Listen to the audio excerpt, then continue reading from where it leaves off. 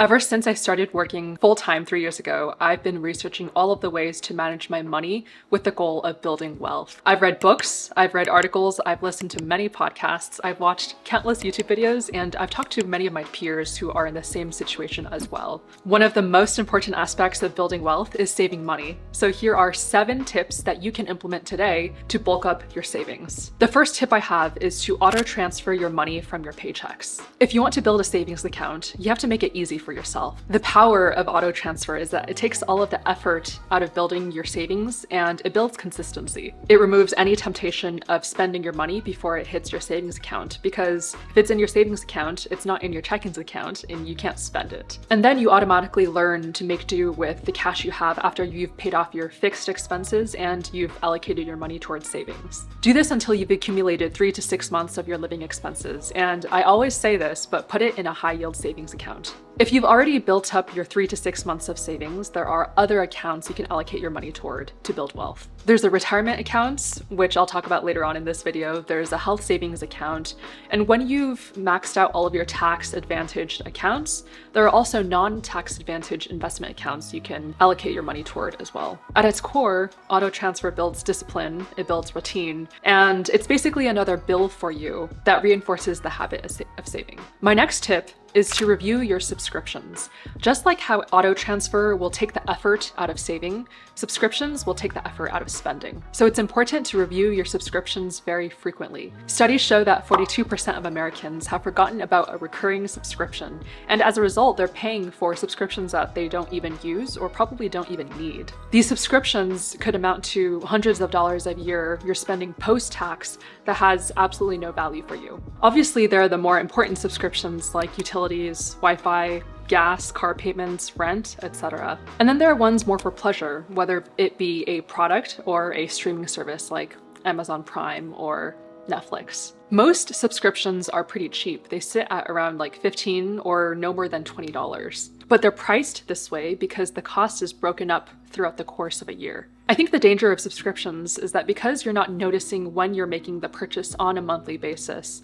you're not continuously reevaluating if you actually need this purchase or not. Also, the more subscriptions you have, the harder it is to keep track of whether you actually use and need all of these services that you subscribe to. So take this as a sign to review all of your subscriptions and ask yourself if you are truly getting the value that you want out of each one. Speaking of value, if you are getting a lot of value from this video so far, please do like and subscribe because it helps me out a lot. The next tip I have is to cook your food at home. I don't care what level of chef you are, I promise food tastes better when you reframe it as spending 10 to 15% of what you would have otherwise spent if you had ordered food out. And to be clear, this is a separate instance from when you're intentionally going out to eat for the experience. I'm referring to the scenario in which you just have to get yourself fed. If for whatever reason you don't have time to grocery shop or you don't have time to learn how to cook, there are services that offer different levels of meal prep that will ship food to you.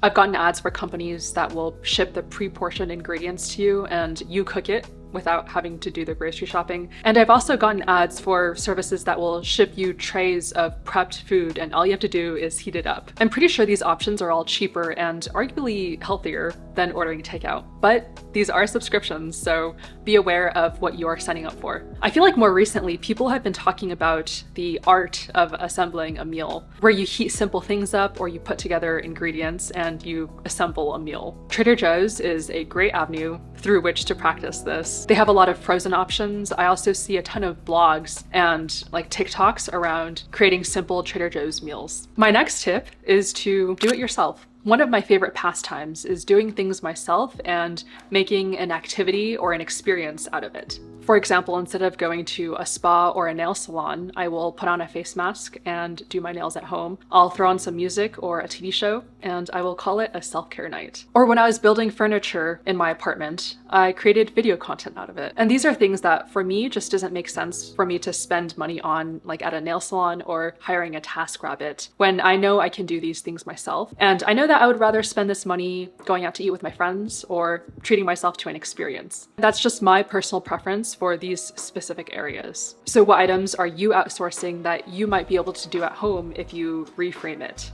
Maybe it's cleaning your home, or maybe it's some sort of self-care routine. If you reframe it as getting a workout or doing an activity, then you save money, you might learn something new, and you might enjoy it while you're at it. And DIY can be something that you start, realize that you don't want to do anymore, and then you can just buy the item from the store or hire someone to finish the service for you. My next tip is to create a budget. Take a holistic look at your expenses and understand where your money is going toward on a monthly basis. This will give you a clear view of what your finances look like, and you can allocate your money toward needs like rent, utilities, debt, versus wants.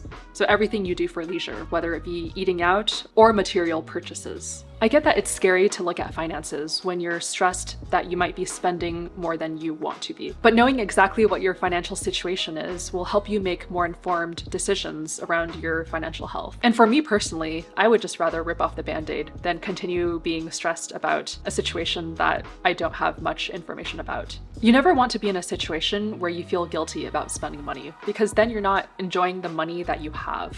I feel like as much as you save your money, you should also enjoy spending your money when you do so. And taking a hard look at your finances, creating a budget, will help with this. Because when you do spend your money, it's money that you've already allocated toward whatever purchases you want to make. My next tip that you can implement today is to open a retirement account. If you are working a job and earning money, first see if your company has a matching 401k program. If they do, take advantage of the match, max it out. But if they don't, open a Roth IRA account. I'm a huge proponent of the Roth IRA because one, the money grows tax-free until you withdraw it at age, I think 59 and a half. Because of this perk that this money grows tax-free, there's also limits to how much you can contribute. If you're under the age of 50, the limit is $6,500 a year. But as each year passes, you don't have the opportunity to backfill your contributions for previous years. So if you don't contribute anything this year to your Roth IRA, that's up to $6,500 less you could have in that account to grow tax-free. You'll want to determine which bank you want to open your Roth IRA with. Vanguard and Fidelity are two very popular accounts through which many people open their Roth IRA. I personally like them because they're in-house ETFs that track the money markets, whether it be like the total money market, international money markets, the S&P 500, they all have very low expense ratios. And this is compared to other banks that allow you to open your Roth IRA with. If you're not careful about choosing funds with very low expense ratios, they can eat into your profits over the course of 40 years, or however long your money is in the fund. Let me know if you'd like me to go deeper into expense ratios, because this was one aspect of investing I had to dig a little bit deeper on to learn more about. As always, do your research and figure out what works best for you. My next tip is to shift your mindset into one where you know you have everything you need. We see signals everywhere to purchase, whether it's on billboards, whether it's on social media, there's literally advertisements everywhere. There might even be something on your mind right now that you're thinking of buying. For me, even when I buy something, there's always something else that I'm eyeing in the next week or 2 weeks. What if you start with the baseline assumption that you have what you need because you have survived up until this point and you are still alive and thriving? The next thing you buy, you purchase because it makes you feel happy or it makes you feel some sort of positive emotion. You're not buying it because you need it to fill a gap that you're incomplete without. And this might help you decipher between what you truly want. With this mindset, the extra items that you add to your home might make you really happy. So to recap, tips that you can implement today to save money. Make sure you're auto-transferring your money into your savings account. Make sure you're reviewing your subscriptions. DIY things when you can. Create a budget. Open a retirement account, and shift your mindset into knowing that you have everything you need and only looking for things that really make you happy. Saving money will only get you so far, and these are tips that you'll want to use in conjunction with increasing your income as well. That might look like interviewing for a higher paying job, selling items in your home that you no longer use, or starting a passion project that you want to turn into a side hustle. If you're interested in building your income, you should click on this video here on 4 reasons why you should start a side hustle.